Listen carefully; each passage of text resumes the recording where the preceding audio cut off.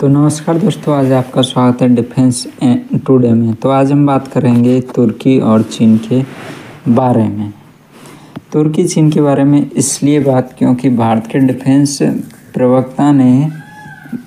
सेना के एक प्रवक्ता ने, एक लेफ्टिनेंट जनरल लेवल के प्रवक्ता ने ये कहा है कि ऑपरेशन सिंदूर के समय पाकिस्तान को तुर्की और चीन जैसे दो शक्तिशाली देशों का समर्थन प्राप्त हुआ। यह खुलासा भारत की सुरक्षा रणनीति और पड़ोसी और भू राजनीतिक समीकरणों को एकदम से बदलता है कि तुर्की से पहले हमने बहुत सारे चीज़ें खरीदी है, रक्षा क्षेत्र में भी बहुत सारी सहायता लिए, सिर्फ बिल्डिंग में हो या सबमरीन में हो, ये बहुत ही क्षेत्रों में। लेकिन अब तुर्की का रुख बदल गया है।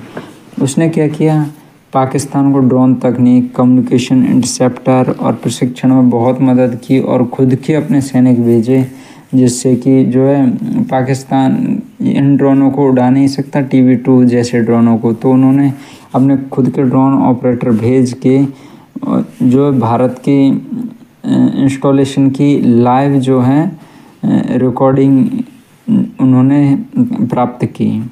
इससे फ़ायदा हुआ तुर्की को भी, चीन को भी, कि देखो भाई, हम आपके खिलाफ कार्य कर सकते हैं। तो जो तुर्की है वो मुस्लिम होने के नाते सिर्फ ऐसा कर रहा है कि वो चाहता है कि मुस्लिमों का सबसे ताकतवर देश बन जाए, और पाकिस्तान की सहायता इसमें इसलिए ज़रूरी है क्योंकि उसके पास परमाणु हथियार है। और चीन भी नहीं चाहता कि पाकिस्तान हारे, तो वो भारत के खिलाफ हमेशा सहायता देता है।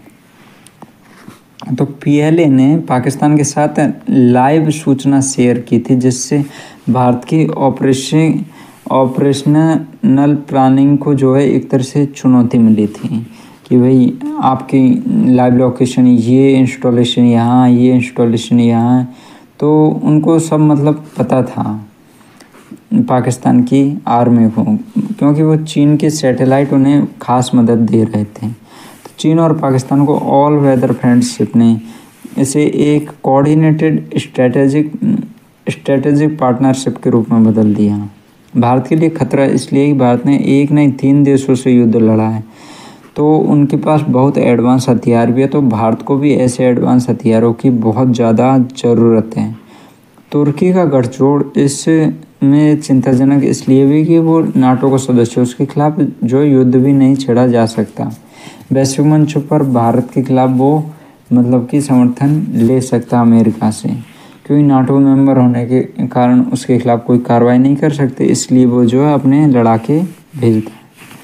भारत को मल्टी डोमेन वॉरफेयर रणनीति को मजबूत करना होगा, खासकर साइबर स्पेस और इलेक्ट्रॉनिक वॉरफेयर में।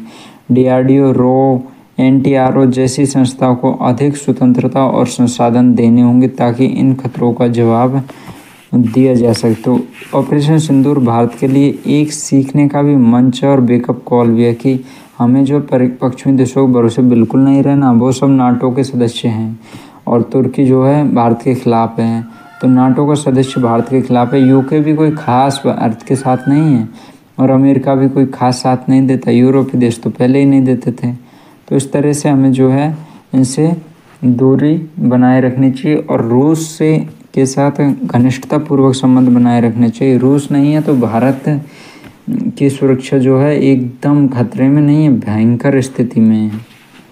तो इस तरह से हम समझ सकते हैं कि भारत के लिए रूस बहुत महत्वपूर्ण है, टेक्नोलॉजी और फ्रेंडशिप और रणनीतिक मामलों में भी। तो आपका क्या सोचना है कि भारत को इसमें कैसे जवाब देना चाहिए? आप अपना कमेंट करके ज़रूर बताएं। धन्यवाद दोस्तों।